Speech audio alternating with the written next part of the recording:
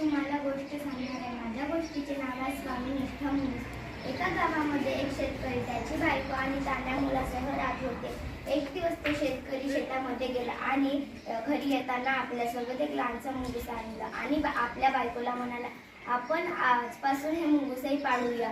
मग दुसऱ्या दिवशी त्याची बायको बाजारामध्ये भाजीपाला आणायला गेली आणि लवकरच भाजीपाला घेऊन घरी आली.